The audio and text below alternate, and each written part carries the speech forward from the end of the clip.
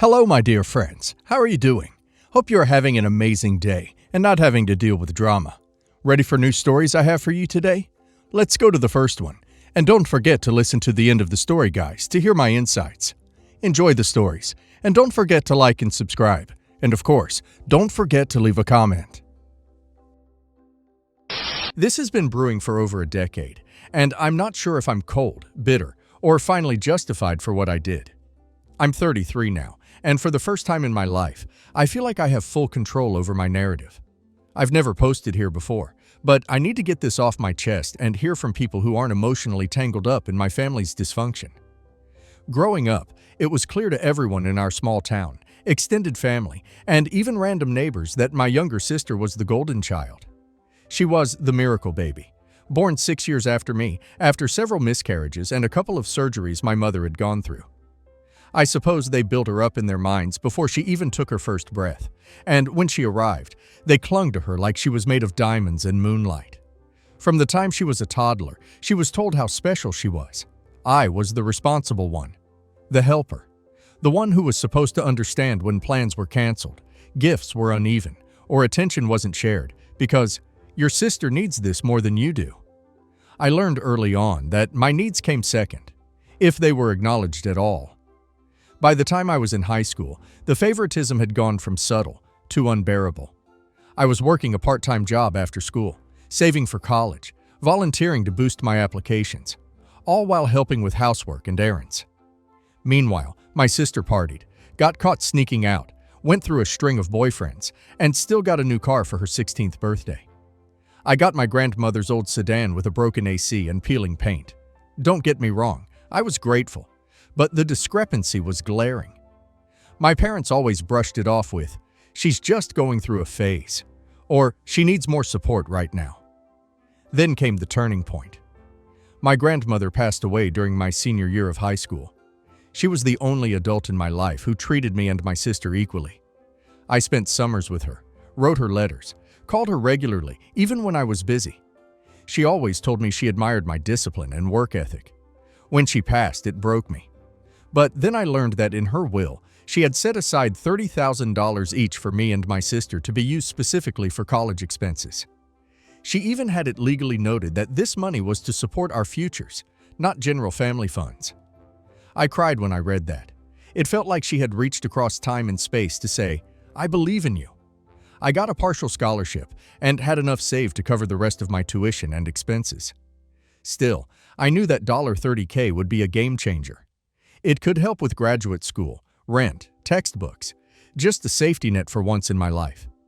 I didn't touch it at first, just left it with my parents, waiting for the right time. Then, 6 months after the funeral, my sister, 17 and a high school junior at the time, announced she was pregnant. My parents didn't react the way most would. They didn't cry or panic or express concern. They threw her a baby announcement party. Literally. Banners, cupcakes, balloons. We're going to be grandparents. My sister was smug and glowing. Her boyfriend looked terrified. And I stood in the corner wondering what alternate universe I'd walked into. Things escalated fast. Within 3 months, they were planning a wedding. Not a quiet courthouse affair. A full-scale event with 150 guests, custom dresses, floral arrangements, a catered dinner, a live band. I asked my mom one evening where all the money was coming from, assuming maybe they were dipping into their retirement savings or getting help from the boyfriend's family. She wouldn't look me in the eye. She mumbled, "We used your college fund." I thought I misheard her. I asked her to repeat it. "We used the money Grandma left you. You got a scholarship anyway, and your sister's only getting married once. She deserves something special after everything she's been through." I felt like I'd been slapped. Not only had they stolen money that was legally and morally mine, they did it because my sister got pregnant as a teenager. And they framed it as some kind of act of fairness, like I should be honored to give up my future to make her mistake look like a fairy tale. I didn't yell. I didn't cry. I just packed my things, withdrew the last of my savings, and moved into campus housing. I went no contact after that. I sent one email before blocking their numbers, simply saying, "You made your choice. Now I'm making mine." 10 years passed. I finished my undergrad, went on to get my master's, paid off my loans slowly but surely. I worked hard, built a career, rented a small apartment, and eventually bought a modest house. I haven't spoken to my parents or my sister in all that time. I heard bits and pieces through a cousin I still speak to. My sister had 2 more kids. Her husband started drinking. Then she had an awakening. She posted all over social media about rediscovering herself, breaking free, finding her true soulmate, who was apparently some yoga instructor she met during a retreat. She left her husband and kids and moved 3 states away. No warning, just vanished and rebranded herself as a life coach. I didn't gloat. I didn't feel vindicated. I just kept my distance. Then, last week, I got a knock on my door. It was my parents, older, grayer, haggard. I didn't recognize them at first. I debated not opening the door, but curiosity got the better of me. They looked at me like I was a ghost. My mother immediately started crying. My father tried to hug me. I stepped back and asked what they wanted. The story spilled out like a bad movie. My sister had abandoned her kids, left them with their father, who was now in rehab. The children, ages 10, 7, and 5, were staying temporarily with my parents, who were struggling to keep up. They were retired, living on a fixed income, and emotionally exhausted. They needed help. They wanted me to take the kids for a while, or at least pitch in financially. My mother said, "They're your blood. They're innocent. They've done nothing wrong." I laughed. Not just a chuckle, an unhinged, full-body laugh that surprised even me. I asked if they remembered the last time they saw me, if they remembered what they did. My father looked ashamed. My mother got defensive. "We were trying to keep the family together. We thought you'd understand." I told them no. I said I spent my entire childhood being told to sacrifice, to be the understanding one, to be quiet while they doted on my sister. That I gave up everything so she could be rewarded for making poor choices. That they showed me exactly where I stood in the family hierarchy. That they should ask her soulmate for help, or maybe the next one, or maybe the next baby daddy she picks. But they would get nothing from me. My mother sobbed. My father called me cold. He said, "You're punishing children for something they didn't do." I said, "So did you." Then I closed the door. Since then, I've been getting emails and messages from distant relatives saying the kids are traumatized, that my parents are drowning, that maybe it's time to let the past go. But I can't. I don't think I should. I think about all the birthdays spent watching my sister unwrap gifts while I got socks. I think about missing prom because I had to cover a weekend shift after my mom refused to lend me money for a dress. I think about every time they told me to be quiet, to be patient, to give more while my sister took and took and took. And now I'm supposed to forget all that because they are overwhelmed. Reddit. I feel awful for the kids. I do. But I'm not their parent. So, am I the a-hole for laughing in my parents' face when they showed up at my door after 10 years begging for help, raising the grandkids they once threw me away to support?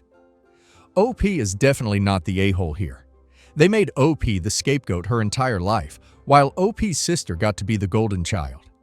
Then they stole OP's inheritance, money that was meant for her future, and threw a wedding for a teenager who got pregnant. OP moved on, built a life, healed her wounds, and now they come crawling back, not because they care about OP, but because OP is convenient. The fact that they only resurfaced when they needed something says it all. Those kids aren't OP's responsibility. They're the product of the very system that pushed OP out. OP didn't abandon them. OP's golden child sister did. And now let's hear community's opinion. Your grandmother tried to make things right, and they disrespected her legacy by stealing your $30K and spending it on a wedding for a pregnant teen who ended up walking out on the family anyway. That money was your shot at security, and they robbed you to prop up their fantasy of a perfect daughter. Now that fantasy crashed and burned, and they're desperate. They want you to swoop in and clean up the mess, but you owe them nothing. Not your time, not your money, not your heart, not the a-hole. And honestly, I admire your restraint. I would have laughed harder. Not the a-hole. They didn't just favor your sister. They erased you. They sacrificed your future for her comfort, and when it all collapsed, they came running back expecting you to forget the trauma like it never happened. Do they even know your birthday? Do they know what your degree was in? Where you work? Probably not. But now suddenly you're family again when they need help. That's not family. That's manipulation. You didn't abandon innocent children. You protected your inner child, the one they neglected and used. You're not heartless. You're healing. You are not the a-hole, and so much more patient than I would have been. Your parents enabled your sister's bad decisions every step of the way, and justified it by painting you as the resilient one. Resilient doesn't mean disposable. It doesn't mean you get robbed of your inheritance and then blamed for walking away. Now your sister bails, and they expect you to step in because they're finally realizing she's not the savior they thought she was. Nope. Let them reflect on how many times they let you down before calling you heartless. You didn't laugh at the kids. You laughed at their hypocrisy. I, 57 male, have 2 daughters, 31 and 28. My younger daughter was married to a young man she had been with since high school. They married 3 years ago. I was able to pay for a beautiful wedding, no issues. Unfortunately, their relationship did not survive the pressure of the virus, and 4 months ago, my younger daughter announced to us that they had split. We were all heartbroken, and it was very hard on my younger daughter. 2 weeks ago, my older daughter announced she was engaged to a guy she has been seeing for several years. I have nothing against her fiancé, as he is a nice guy, although I don't know him well, and I want her to be happy. However, I feel as though her announcing her engagement was very insensitive in light of her sister's recent divorce, and I do not want to have another big family wedding right now, as her sister is still dealing with the end of her marriage. I also had to spend money on her divorce. I told my daughter that I could not in good conscience pay for her wedding now. I had planned to pay for both girls, and she should wait a few years until our family was in a better place. My older daughter said she and her boyfriend were looking to start a family and wanted to be married. When I said I wouldn't pay, she said, "Do whatever you want," very immaturely and sullenly, and I haven't heard much from her since. I'm not trying to get in the way of their family planning, as I would not judge if they had a child prior to marriage. I'm just looking to be sensitive and save face for my family. However, my older daughter told some other family what happened, and they say I'm being a jerk, although I think she's leaving out context. Am I the a-hole in this situation? You're the a-hole, so you're going to punish one daughter for the issues another is having in her own life? Just admit you like one daughter more than the other. Father of the year right here, being very sarcastic. Good job proving to your oldest that you really only care for the youngest. I can't believe you had the nerve to say you should wait to be happy. Yes, absolutely you're the a-hole, for a number of reasons. First of all, well, you're not an a-hole for this, but why are you paying for your daughter's divorce? Second, the fact that you're willing to pay for both the younger one's wedding and divorce, but not for the others, is completely unbalanced regardless of the circumstances. As one of 2 siblings, I can only imagine the frustration. Third, asking her to put her and her fiancé's life on hold for years is a ridiculous ask. And not just because they want to potentially have a baby and start a family. Though, while I'm on the subject, saying, "Well, I wouldn't budge," is hardly helpful. Fourth, I wasn't there obviously, but to sullenly say, "Do whatever you want," in response to finding out you won't pay for her wedding too, is a lot less petty than she could have been. Again, I wasn't there, but it reads a pretty reasonable response. I imagine that she was incredibly disappointed in that moment. And finally, her timing in announcing may have been inconsiderate, but I don't know the dynamics at play. But it's not your place to be the sole protector of your other daughter's feelings. They're both adults, and if the younger one feels uncomfortable, then it's the 2 of them that need to have a conversation. They're not kids now. It's not your place to hold all the cards and impose your will on such major life decisions. You're the a-hole. Your older daughter and her fiancé shouldn't be expected to put their lives on hold because your younger daughter is going through a divorce. If 4 months isn't long enough for them to wait after her separation, what is? You don't have to pay for your other daughter's wedding, but older daughter will see that as the favoritism it is. Okay, for some context. I'm a single, 29 female, and I have an older brother, 34 male, and sister-in-law, 34 female, with 2 kids. My 3-year-old niece is the one we're going to be talking about now. My niece is a virus baby and has very little social interaction with people or other kids because of the virus. Unfortunately, it's also a bit because, in my opinion, and most of my family's, my sister-in-law is a helicopter parent that doesn't let her kid do anything without her being right there. There have been multiple tense moments between my family members for that reason, but that's a story for another time. I'm a single female without kids. However, I have been around and involved with caring for kids in some way or another most of my adult life. I'm CPR and emergency first aid trained. I'm financially responsible and have absolutely no record of anything bad to speak of. I have offered to watch my nieces, and basically was met with the attitude from my sister-in-law that since I don't have kids, I wasn't really trusted to look after my niece without my sister-in-law also being present. Talk about insulting. Apparently, popping out a kid somehow makes you a more trustworthy and responsible human? I think not. Anyhow, my niece has everything physical she could possibly want. She's spoiled and just gets bought whatever she wants whenever she wants. She's got an entire basement full of toys. So many clothes. I've purchased outfits I'm sure still have the tags on, and I've never seen her wear. She's got literally hundreds of books. So I was lost on what to buy her for Christmas. I didn't want to just have items she never plays with or wear end up in a landfill. I'd rather pay for an experience or activity we can do together and create memories with her. She loves the zoo, absolutely loves it, and always says she wants to go. My sister-in-law doesn't drive, and my brother works shifts, so it's hard for them to do things like that. So, as a gift for my niece, I bought 3 passes for 1 adult and 1 child to go to the zoo, meaning I would take her without my sister-in-law. There was an option for passes for a family with 2 adults and up to 3 kids, but I know if I got that, every time I wanted to take my niece, my sister-in-law would include herself. So I only paid for the pass for my niece and I. But I'm wondering if I'm an a-hole for doing that. I feel like she's going to be mad, and I'm not necessarily saying my sister-in-law cannot come if she wants to, but she will be paying for her own tickets and food, etc., if she chooses to join. This was a gift for my niece and an opportunity for her and I to bond and make memories.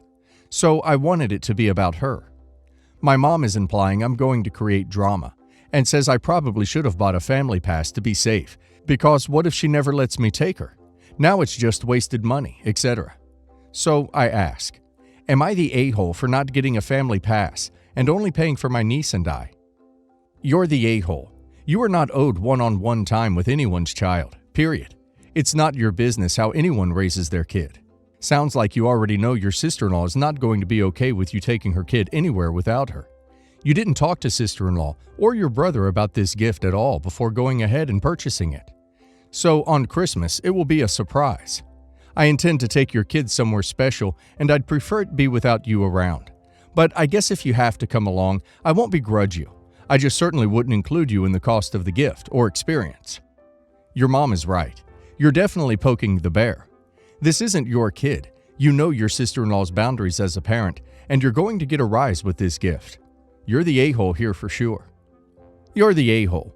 Your sister-in-law does not wish to let you have solo visits with your niece without her supervision, so you are weaponizing that for your niece's Christmas gift. Prepare for your passes to go unused. You have so much disdain for your sister-in-law that your mom is telling you to quit your crap. You better believe your sister-in-law knows how you feel about her. So stop. If you ever want to have a meaningful relationship with your nieces, stop antagonizing your sister-in-law. I, 25 female, have been dating my boyfriend, 26 male, for just over a year. It's going great. We get on really well, and I really like his family. He has 1 son, 9, from a past relationship, as well as 2 other kids that are actually his siblings who he is fostering. His son's mom isn't around, as she passed away about a month after their son's first birthday. Recently, I started thinking about the possibility of us moving in together. We don't always get to see each other as much as I would like, since he's busy with his kids a lot. The oldest is 16, and the youngest is only a baby, so he has a lot on his plate. So I think living together would be nice, as it would mean I get to see him way more often, and we stay at each other's places a bunch anyway. So in order to make the move a little easier, I started taking over some of the household chores, like cleaning the living room. One day I was cleaning, and I accidentally knocked a picture of my boyfriend and his ex and their son off the shelf. I put the frame somewhere safe, but there was a little crack in the frame, so I went on a hunt for some super glue. On my boyfriend's dresser is a box that I thought had spare batteries and stuff in. It turns out it's full of pictures of him and his ex, as well as a bunch of her jewelry and a locket that I'm pretty sure has her hair on it. I recognize at least 1 necklace as the one she has in the photo. There's also letters in there that he had been writing to his girlfriend about their son. I don't mind people's grief and processing, but the letters were so recent. I know it's petty, but I put the box in a drawer out of the way. He noticed the box was missing almost as soon as he got home, and he asked me if I had seen it. It upset me to see him so panicked about it, but I gave him a chance to explain what was so important about it, and he said that it was full of sentimental things. I told him that I had found it and knew what was in there, and I asked why he had kept all that stuff all these years. He started crying and told me that it was important to him, and that the box was a gift for his son when he turned 10. He wanted his son to have things of his mom's, since there isn't much for him. I told him that he could have told me all that, but he didn't, so I was stuck comparing myself to her, and that I could have helped with the box, especially since I'm basically his son's new mom anyway. He apologized and asked me to give him the box back. I told him I needed time to think before I did that, and he asked me to get out of his house. I thought I was justified in being concerned about how devoted he was to a dead woman, but now I'm not so sure. Am I the a-hole? Wow, you're the a-hole. I understand you like this man, but you're actively trying to replace a dead woman. I'm basically his son's new mom anyways. You're not, and you never will be. The truth is, he would still be with her if she was around, and you can't stand to bear that. Also, hiding his stuff and saying you'll return it when you want to? You're a huge a-hole, and I really hope he leaves your insecure self. You're the a-hole. His girlfriend died. She's not his ex. He still loves her. Of course he does. He will love her until the day he dies. That doesn't mean that he can't love you too, but it does mean that you can't stomp all over his memories of her in the insensitive way you describe here. I'm going to say this gently. This is not the relationship for you. You are clearly threatened by the memory of this woman. She isn't his ex. She died. They will always grieve her loss. She's not replaceable, and frankly, I don't think you are the right fit for this family. They need someone who can exist inside this family without being intimidated or jealous of the missing person, and that's clearly not you. You're the a-hole. I'm female 25, and my brother was dating Sarah from college. They both are 28 right now. Sarah and my brother broke up last year. The reason was because Sarah had fallen out of love and told me. She felt very bad and they had a very rough breakup. My brother was heartbroken and he translated that into rage. I had gotten close to Sarah over the years and I considered her my sister. Recently she has fallen on hard times and I have allowed her to move in. When my brother found out, he was really pissed and told me to tell her to live somewhere else.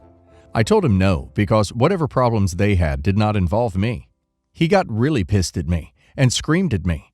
My brother and I had a pretty good relationship till this point, and now he has no contact with me.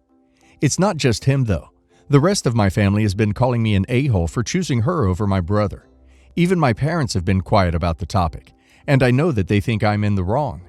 But I don't think anyone understands how difficult being homeless is. I also cannot believe my parents, who thought Sarah would one day be their daughter-in-law, just turned the switch off and want nothing to do with her. It is my brother's birthday next week, and I really want to go, but my cousin told me that I would not be invited and even sided with my brother. This really is hurting me because I love him and want to be there for him, but I no longer can. After all the a-hole comments I received, I wonder if I'm the a-hole. You're the a-hole. Maintaining your friendship with Sarah is one thing.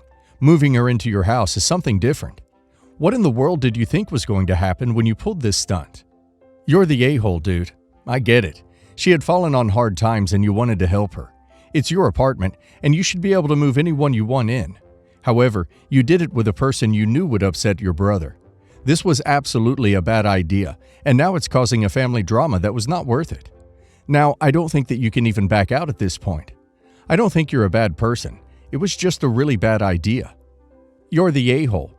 While you consider Sarah to be a sister, she isn't. She is a former friend of your brother's, and he is still hurting from the loss of that friendship. You had no business getting into the middle of that affair. We all come from a very traditional and family-centric culture. Weddings are usually about family in our culture, as if it's a big reunion. The ideal wedding is more than 200+ guests, and you're frowned down upon if it's less guests, especially if family is excluded. I'm of the belief that culture is very important.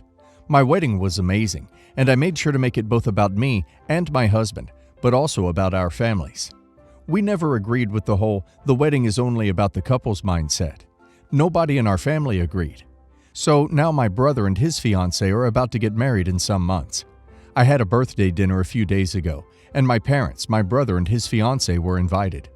On the wedding topic, I asked them their honest opinions on what their dream wedding would look like. My brother asked me if I really wanted his honest opinion, and I said yes, not expecting what I was about to hear. His dream wedding would be to invite everyone in our family to the church so they could attend the ceremony, but they wouldn't want a party or a reception afterwards. And the ideal thing would be to either gather with some friends at home and have some drinks and food, or rent out a small place like a restaurant or tavern for just them and their 10 to 15 closest friends, and have a dinner or a beer, and then just go home. They said that they're not doing that though, because they feel basically forced to please family due to our culture, and that it's no point talking about that because if they had their dream wedding, we'd constantly nag them. My parents and I took great offense on those options that my sister-in-law basically agreed on and said that's her dream wedding too, because she can't stand family pressure. We explained to them that this is not a wedding, that's just a night out, and it's ridiculous how young people have so little value for weddings and family nowadays. They said we are the a-holes for being upset because we asked for their honest opinion, and they have it. You're the a-hole. Weddings are personal. This is your cue to be decent and help them actually have the wedding of their dreams, instead of the wedding of your and your parents' dreams. Personally, I think they've got the right idea. Focus on what's important, the wedding, not the reception, which is basically a party. It's really ironic that you can't see this, and it's sad that they know they can't have this because you and your parents won't be supportive. In any case, you asked. Being rude about their answer was obnoxious. If you don't want an honest answer, don't insist on getting one. You're the a-hole. You're trying to police not just other people's actions, but their thoughts and feelings, which they wouldn't even have bothered you with if you hadn't insisted. You're the a-hole. It's not your wedding, it's theirs. It wasn't clear who's paying for the wedding. If your parents are, then maybe it is something they should talk about.